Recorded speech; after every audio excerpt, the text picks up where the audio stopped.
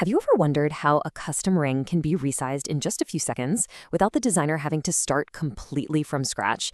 Well, today we're diving deep into the world of parametric jewelry design. We're going to deconstruct how a really complicated three-stone ring is actually built as a flexible, intelligent system, all using Rhino 3D and its super powerful plugin, Grasshopper. So at first glance, this just looks like a single finished piece of digital art, a beautiful design. But what if I told you this isn't one design at all? It's more like a master key, a dynamic recipe that can generate an endless variety of rings, and you never have to start from scratch. And that is the secret sauce. The size of the stones, the thickness of the band, the finger size itself, every single critical part of this ring is controlled by these simple on-screen sliders. This, right here, is the magic of parametric design.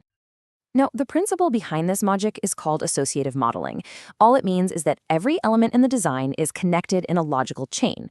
So if you change one thing, like the ring size, everything else that depends on it, the band, the prongs, the stone positions, it all updates instantly. It's a design that's actually intelligent.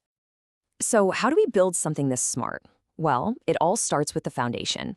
Let's jump into our first section and see why that initial geometric setup is just absolutely critical. This right here reveals the golden rule of pretty much all computational design. As you can see, everything, and I mean everything, starts at the 0, origin point, the absolute center of the Rhino universe. Building from this central point is key because it makes sure all our calculations and components behave predictably. No weirdness. Okay, so the very first step in our recipe is defining the finger size. We use a component like the one you see here called the ring sizer. It just takes an input, like say a US size 7, and it spits out a perfect circle. This circle is our foundational curve, what jewelers call a digital ring rail, and it becomes the anchor for the entire design. So the takeaway here is this really simple flow of logic. The ring sizer component gives us the ring circle, and every other part of our design will reference this circle. That's the whole secret to how changing one little number can automatically update the entire model. And, this isn't just some digital exercise. As this pro tip reminds us, every single decision we make in CAD has real-world consequences. A tiny lack of precision here could mess up everything down the line, from the 3D print all the way to how a diamond setter can actually do their job. All right, on to section 2. We've got our foundational ring curve. Now let's figure out the logic for positioning our jewels. This brings us to a really key question, right? We have this perfect circle that represents the ring, but how do we accurately place our gemstones on it? And, more importantly, make sure they stay in the right place even if the ring size changes? The answer is this super powerful tool called the Orient components. The best way to think of it is like a digital GPS. We build our gemstone at that stable 0, origin. Then the Orient component intelligently moves and rotates it to a specific target point and a target orientation, or plane, right on our ring curve. The workflow for this is just brilliantly logical. First, you create your gemstone at the origin. Easy. Second, you divide up your ring curve to create the exact points where you want the stones to sit.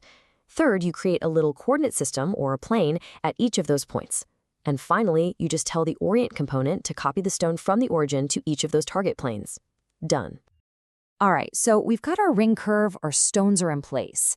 Now we need to create the actual band of the ring, what jewelers call the shank. So to turn our 2D line into a solid 3D band, we use a command called sweep 1. Just imagine taking a 2D cross-section of the band, that's what we call our profile curve, and then just dragging it all the way along the path of our ring circle, which is the rail curve. That process is what creates the solid form. And this illustrates the process perfectly. You've got your main ring circle acting as the rail.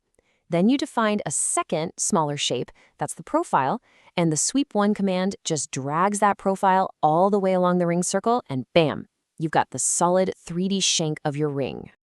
Now, here's another super crucial link back to the physical world.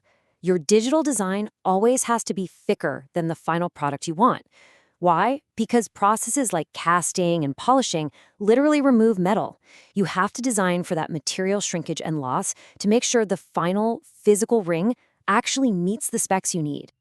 We've got the band, we've got the gems, but now we have to actually secure them. So it's time to build these settings, specifically the little prongs that are going to hold our gemstones in place. The prongs themselves are pretty simple geometric forms. They're often just created with pipe or extrude components. But the really clever part isn't how they're made, it's how their size is determined. In a parametric model like this, we can mathematically link the thickness and the height of the prongs directly to the size of the stone they're holding. And here's the simple logic that makes it all work. We take the gemstone's diameter as our input, run it through a really simple math function, like, say, dividing it by 10. And then we use that result to define the radius for our prongs.